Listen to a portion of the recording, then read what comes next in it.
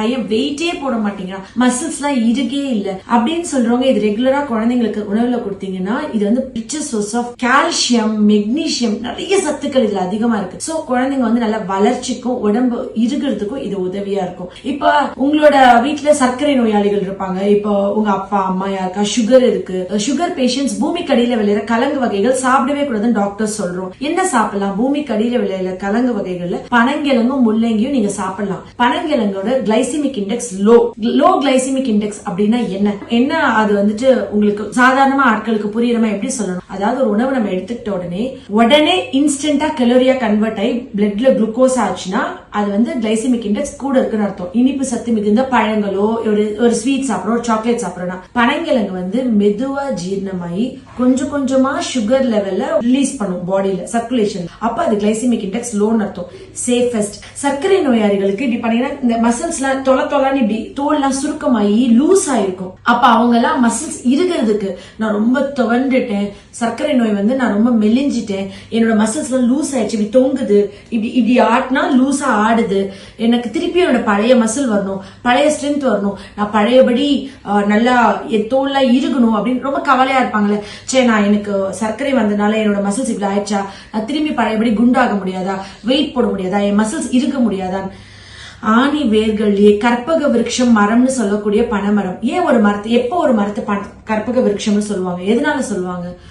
ஒரு மரத்தோட எல்லா பாகங்களும் மனித குலம் வளர்ச்சிக்கு, மனித குலம் பயன்படுறதுக்காக இருக்குது அப்படின்னா அந்த மரம் வந்து கற்பக விருட்சம்.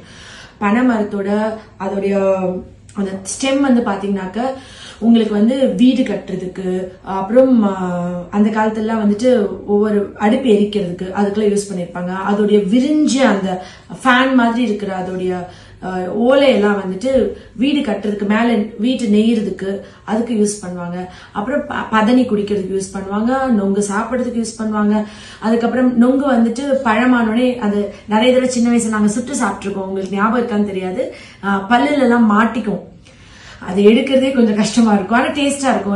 அந்த டேஸ்ட் எனக்கு ரொம்ப பிடிக்கும். அப்புறம் இதை வந்துட்டு கலங்க வந்து இப்படி சாப்பிடுவாங்க. அதோட எல்லா போர்ஷன்ஸுமே வந்துட்டு ரொம்ப பயனுள்ளதா இருக்கும்.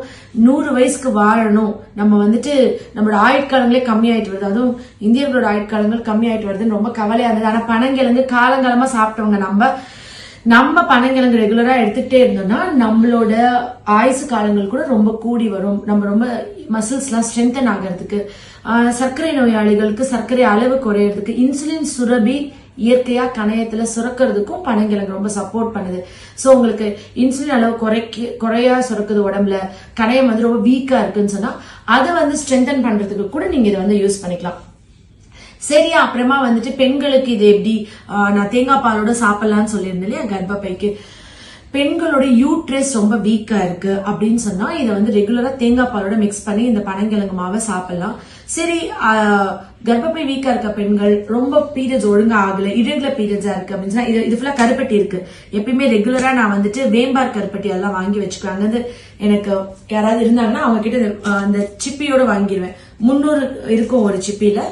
இந்த கருப்பட்டி வந்து எதுக்கு நம்மளுக்கு சப்போர்ட் பண்ணும்னா, ஜெனரலாவே கரு முட்டைகள் அதிகமா உற்பத்தி ஆகிறதுக்கு உதவியா இருக்கும். அது வந்துட்டு கருப்பட்டி. அப்ப எக் ரிசர்வ் கம்மியா இருக்கு, உங்களுக்கு வந்துட்டு அயன் கம்மியா இருக்கு எஸ்பெஷலி அப்படின்னு சொன்னா இந்த பனங்கிழங்கு மாவை கருப்பட்டியோட மிக்ஸ் பண்ணி உருண்டை பிடிச்சி சாப்பிட்டா அவங்களுக்கு வந்துட்டு அயன் கூடும். அதே மாதிரி அவங்களுக்கு பீரியட்ஸ் ரெகுலரா வர்றதுக்கு சப்போர்ட் பண்ணும். மோஷன் எல்லா பேஷண்ட்ஸுமே என்கிட்ட டாக்டர் கான்ஸ்டிபேஷன், மோஷனே போக மாட்டேங்குது அப்படின்னு சொன்னா நான் சர்க்கரை வள்ளி கிழங்கு மாதிரி இதையும் சொல்வேன். ஏன்னா இதுல நிறைய ஃபைபர் கண்டென்ட் இருக்கு.